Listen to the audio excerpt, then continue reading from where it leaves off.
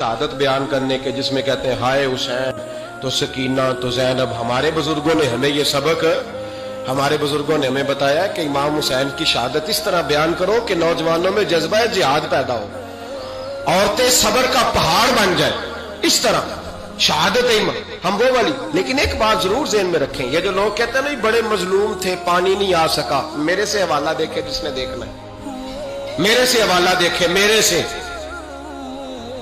हजरत इमाम हुसैन मैदान करबला में थे तो थोड़ी सी जगह खोद के ना इमाम हुसैन ने तो खंदक खोदी।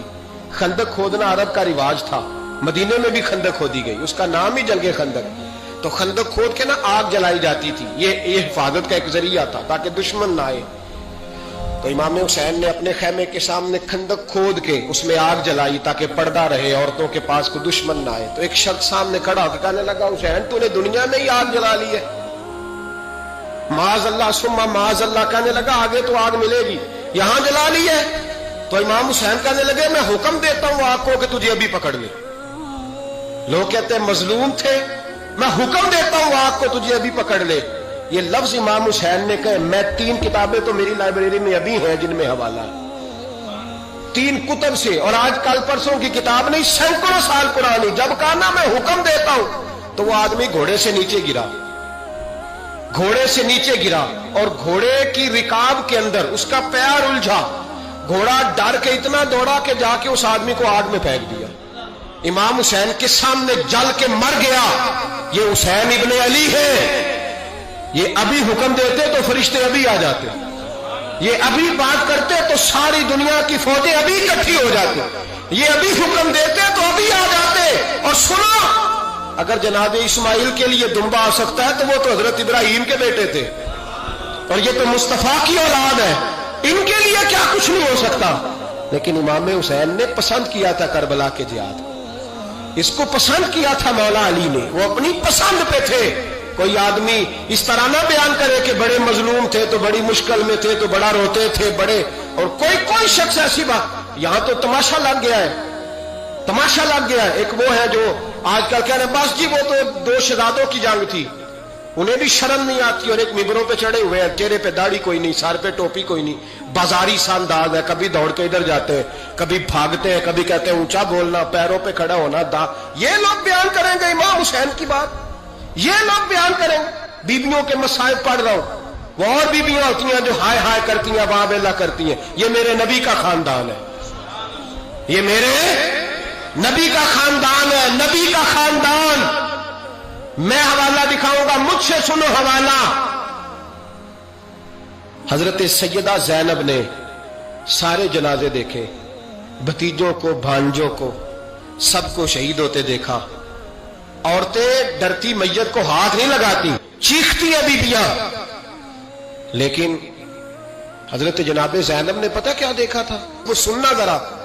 इमाम हुसैन की लाश मुबारक करबला में पड़ी थी, और इमाम हुसैन का सर काट के नेज़े पे चढ़ाया गया था, और वो बीबियों के सामने सामने खाली सर चल रहा था, और सैकड़ों मील का सफर करके दमिश्क के बाजारों से गुजरता वो सर गया। आज मैं सर की बात नहीं करता, सर की, आप मर्द हैं, जवान है सारे, यहां किसी का कटा हुआ हाथ फेंक दिया जाए ना, हाथ तो लोग चीखे मार के दौड़ जाएंगे, बल्कि हाथ तो दूर रहा, किसी की उंगली काट के यहां फेंकी जाए तो लोग चीखे मार के मर्द दौड़ जाएंगे। लेकिन कटा हुआ सर देखा, लाशें देखे। यजीद का दरबार आया, बीबी साहबा को ना ऐसे औरतों ने अपने हाले में लिया है, सैयदा ज़ैनब वहां बैठ गई। तो जब बोला ना यजीद दरबार में, कहने लगा कि देखो अल्लाह ने इज्जत वालों को इज्जत दी, माज अल्लाह सुम्मा माज अल्लाह। और मेरे मुखालिफिन का क्या असर हुआ जब उसने देखे ना, एक आदमी मजबूर है, मकहूर है, इतना लंबा सफर है, गुर्बत है, प्यास है, बीमारी है, क्या अंदाज है। जब इस आलम में यजीद के दरबार में उसने गुस्ताखी की इमाम हुसैन की। यहां लोग कहते हैं किसी को कुछ ना कहो, कि क्यों ना कुछ कहें, जो सैयदना इमाम हुसैन के बारे में बात करेगा जुबानें खींचेंगे उसकी, जो सहाबा के बारे में बात करेगा हम करने देते हैं। ये क्या बात हुई, गुस्ताखी करना, बेअदबी करना, ये कौन सा दीन है, ये तो तुम बेदीनी फैला रहे हो।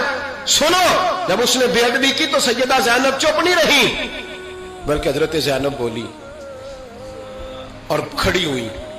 اور آپ نے تلاوت کی قرآن مجید کی اور آیتیں پڑھی، کہنے لگی وَتُعِزُّ مَن تَشَاءُ وَتُذِلُّ مَن تَشَاءُ بِیَدِکَ الْخَیْرُ، اور آپ فرمانے لگی یزید تو کہتا ہے تیرے مخالفین پسپا ہو گئے، تجھے عزت ملی؟ آپ فرمانے لگے یہ تیرا دربار ہے نا، یہ تیرا سجا ہوا ہے نا، تیرا اس وقت ڈنڈا چلتا ہے نا۔ فرمانے لگی چند سال ٹھہر جا، تیرے اوپر لوگ لعنتیں برسائیں گے، اور فرمایا جب جمعے پڑھے جائیں گے تو لوگ میرے حسین کے نام کے خطبے پڑھیں گے۔ فرمایا آج یہ تیرا دربار ہے نا۔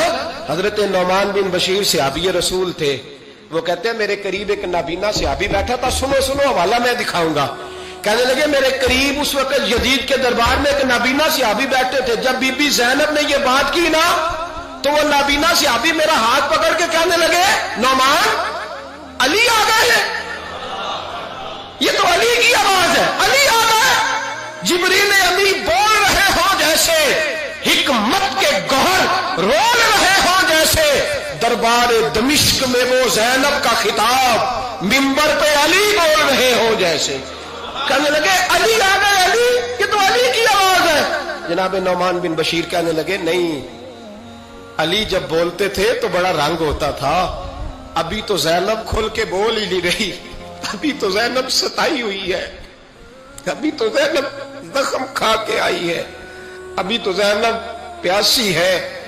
کاش زینب تر و تازہ ہوتی تو زینب خطبہ پڑھتی تو علی کی طرح گرجدار آواز نکلتی۔ یزید کے محل کانپتے، جبریل امی بول رہے ہوں جیسے، حکمت کے گوہر رول رہے ہوں جیسے، دربار دمشق میں بی بی زینب کا خطاب منبر پہ علی بول رہے ہوں جیسے۔ وہ مسکینوں کی طرح منتیں نہیں کر رہے تھے، ہائے پانی ان کا مزاج ہی نہیں تھا، بلکہ وہ دلیر لوگ تھے، دلیر، اور بر موقع بر محل بولتے تھے۔ یزید آیا دربار میں، جب یہ سارا قافلہ وہاں پہنچا تو یزید دربار میں آیا، اور جب وہ دربار میں آیا تو بادشاہوں کا طریقہ ہے، گاڑیاں، اب ہمارے بادشاہوں نے روٹر والی گاڑیاں رکھی ہوئی ہیں، وہ یوں چلتی ہیں، شور ہوتا ہے پیچھے۔ اس زمانے میں کہا جاتا تھا با دبا ملاحظہ ہوشیار، پیچھے ہٹ جاؤ، نعرے لگنے لگے۔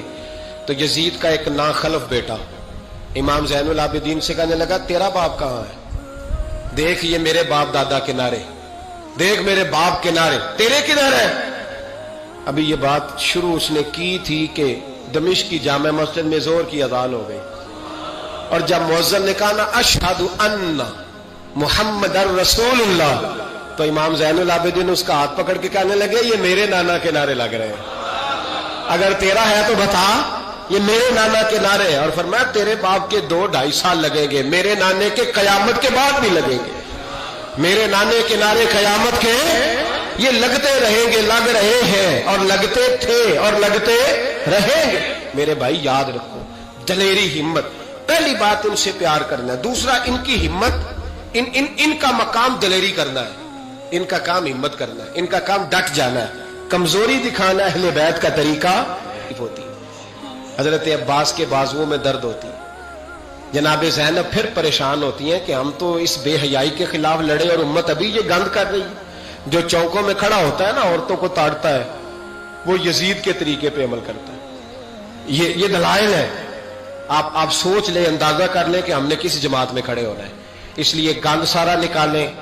امام حسین کا ایک پیغام آج اپنانا بڑا ضروری ہے۔